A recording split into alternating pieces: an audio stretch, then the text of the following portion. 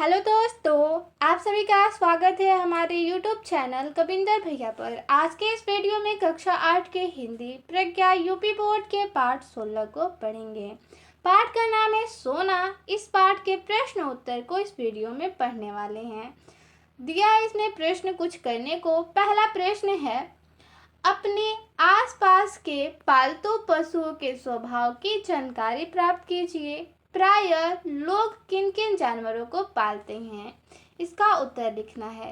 उत्तर होगा, हमारे आसपास लोग गाय, भैंस, बकरी, कुत्ता, बिल्ली, घोड़ा और मुर्गी जैसे पालतू पशु पक्षी पालते हैं। गाय और भैंस शांत स्वभाव की होती है तथा दूध देती है। कुत्ता वफादार होता है और घर की रखवाली करता है। बिल्ली चंचल होती है तथा चूहों को पकड़ती है। बकरी सीधी और शांत होती है, जबकि घोड़ा तेज और मेहनती होता है। प्रश्न नंबर 2 है, आपके घर में कोई पालतू पशु या जानवर होगा, उसकी बहुत सी आदतें आपको बहुत अच्छी लगती होंगी, जबकि कुछ आदतों पर आप नाराज हो जाते होंगे। उन आदतों को लिखिए और अपने साथियों को बताइए। इसका उत्तर लिखेंगे, हाँ, मेरे घर में एक पालतू कुत्ता है जिसका नाम लियो है।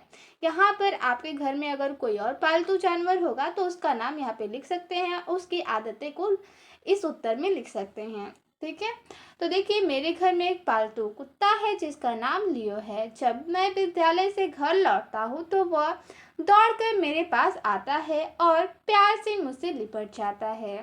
वह घर की अच्छी तरह रखवाली भी करता है। उसकी ये आदतें मुझे बहुत अच्छी लगती है, लेकिन उसकी एक आदत मुझे पसंद नहीं है। वह अपने बिस्तर पर सोने के बजाय रात में सोफे पर आकर सो जाता है। इस बात पर मुझे कभी कभी नाराजगी होती है।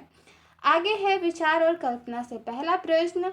यह पाठ एक रेखा चित्र है जिसे शब्द चित्र भी कहते हैं।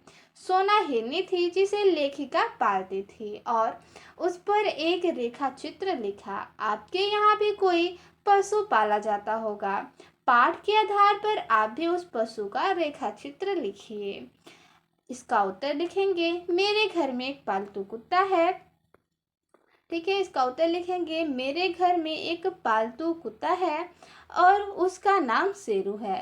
वह बहुत वफादार और समझदार है। जब मैं विद्यालय से घर लौटता हूँ तो वह खुशी से मेरे पास दौड़कर आता है।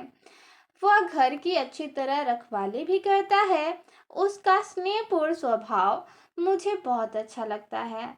वह हमारे परिवार का प्रिय सदस्य है। आगे है प्रश्न नंबर 2। मनुष्य एक सामाजिक प्राणी है। उन अंतरों को बताइए जो मनुष्य को अन्य जीवों से अलग करते हैं। इसका उत्तर होगा, मनुष्य एक सामाजिक प्राणी है। उसमें सोचने, समझने, तर्क करने और सही गलत का निर्णय लेने की क्षमता होती है। वह भाषा के माध्यम से अपने विचार व्यक्त करता है, समाज में मिलजुल कर रहता है तथा शिक्षा, विज्ञान और संस्कृति का विकास करता है। यही विशेषताएं मनुष्य को अन्य जीवों से अलग बनाती है। आगे पाठ से पहला प्रश्न है, सोना जंगल के परिवेश से गांव में कैसे आ गई। इसका उत्तर होगा, सोना को जंगल के परिवेश से शिकारी लोग उठा लाए थे। प्रश्न नंबर 2 है, सोना को छोटे बच्चे क्यों अधिक प्रिय थे। इसका उत्तर होगा, सोना को छोटे बच्चे अधिक प्रिय इसलिए थे क्योंकि उनके साथ खेलने का अधिक अवसर रहता था। प्रश्न नंबर 3 है, लेखिका के अन्य पालतू पशु कौन कौन थे, वे सोना के प्रति क्या भाव रखते थे। इसका उत्तर होगा, लेखिका के अन्य पालतू पशु थे बिल्ली गोधुली और कुतिया फ्लोरा तथा 2 कुत्ते हेमंत और बसंत। बाद में फ्लोरा के 4 पिल्ले भी इस परिवार में शामिल हो गए। ये सभी सोना के प्रति स्नेह और प्रेम का भाव रखते थे। प्रश्न नंबर 4 है, मैंने निश्चय किया था कि अब हिरन नहीं पालूंगी, पर संयोग से फिर हिरन पालना पड़ रहा है। वे कौन सी परिस्थितियां थी जिनके कारण महादेवी जी को अपना निश्चय बदलना पड़ा। इसका उत्तर लिखेंगे, लेखिका ने हिरन न पालने का निश्चय किया था, लेकिन एक परिचित महिला सुष्मिता के आग्रह पर उसे हिरण पालना पड़ा। सुष्मिता ऐसे व्यक्ति को ही अपना हिरण देना चाहती थी जो उसकी भली भांति देखभाल कर सके। लेखिका इस कार्य में अनुभवी थी। आगे है प्रश्न नंबर 5। फ्लोरा सोना के संरक्षण में अपने बच्चों को सुरक्षित क्यों मानती थी? इसका उत्तर लिखेंगे, फ्लोरा सोना के संरक्षण में अपने पिल्लों को सुरक्षित मानती थी क्योंकि वह सोना को अपने जैसा समझती थी और उस पर पूरा विश्वास करती थी। भाषा के बाद से पहला प्रश्न है, ग्रीष्म अवकाश शब्द ग्रीष्म धन अवकाश के संधि से बना है। इसमें अ प्लस आ बना है। नीचे लिखे गए शब्दों का संधि विच्छेद कीजिए। पहला शब्द है शैश अवस्था। देखिए शैश अवस्था का इसमें संधि विच्छेद करेंगे तो ये हो जाएगा शैशव धन अवस्था। यहाँ भी अ धन और आ हो गया है। ठीक है, आगे है मध्यावकाश। मध्य धन अवकाश छात्रावास का संधि विच्छेद हो जाएगा छात्र धन आवास। शीतावकाश का हो जाएगा शीत धन अवकाश। इस तरह से संधि विच्छेद कर देंगे। आगे है प्रश्न नंबर 2। भीतर बाहर और स्नेह प्रदर्शन समस्त पद है। इनके विग्रह और समास के नाम भीतर और बाहर द्वंद्व समास। ठीक है, भीतर बाहर ये क्या है? द्वंद्व समास है और इसका समास विग्रह हो जाएगा भीतर और बाहर। आगे तथा स्नेह प्रदर्शन का समास रूप हो जाएगा तत्पुरुष और समास विग्रह स्नेह का प्रदर्शन। इस तरह से निम्नलिखित शब्दों का विग्रह कर समास का नाम लिखिए। यहाँ पे शब्द दिए गए हैं मृग समूह, हाथ मुंह, उतार चढ़ाव, व्यथा कथा। देखिए इन शब्दों के समास विग्रह और संधि का नाम लिखना है। तो सबसे पहले 3 कॉलम बनाएंगे। ठीक है, पहला कॉलम में लिखेंगे शब्द, दूसरे कॉलम में समास विग्रह, तीसरे वाले में समास का नाम। शब्द है मृग समूह, इसका समास विग्रह हो जाएगा मृगों का समूह। समास का नाम है तत्पुरुष समास।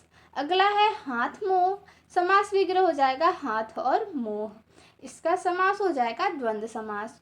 उतार चढ़ाव, इसका होगा उतार और चढ़ाव, द्वंद्व समास। व्यथा कथा, व्यथा की कथा, और ये समास हो जाएगा तत्पुरुष समास।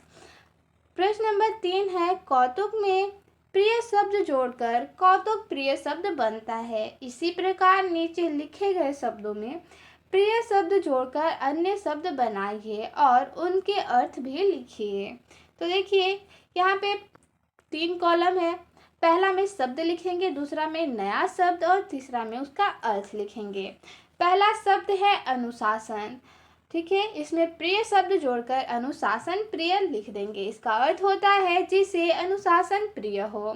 दूसरा शब्द है जन, जन धन प्रिय, ये हो जाएगा जन प्रिय। इसका अर्थ होता है लोगों को, जो लोगों को प्रिय हो। लोक धन प्रिय, लोकप्रिय, इसका अर्थ होता है जो लोक यानी कि जनता में प्रिय हो। आगे है न्याय। न्याय में प्रिय शब्द जोड़ने पर यह हो जाएगा न्याय प्रिय। इसका अर्थ होता है जिसे न्याय प्रिय हो। अगला है सत्य। सत्य धन प्रिय, ये हो जाएगा सत्य प्रिय। इसका अर्थ होता है जिसे सत्य प्रिय हो। प्रश्न नंबर 4 है, प्रत्यावर्तन शब्द प्रति धन आवर्तन की संधि से बना है। इसमें ई धन आ या हो गया है।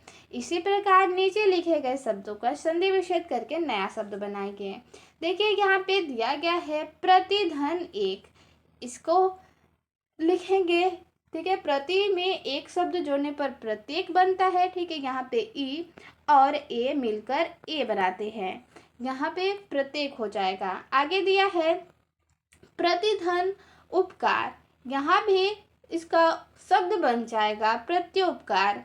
उपरि धन उक्त, इसका हो जाएगा उपरियुक्त। अति धन आचार, अत्याचार। इति धन आदि इत्यादि। ठीक है, मिलते हैं अगले वीडियो में। धन्यवाद।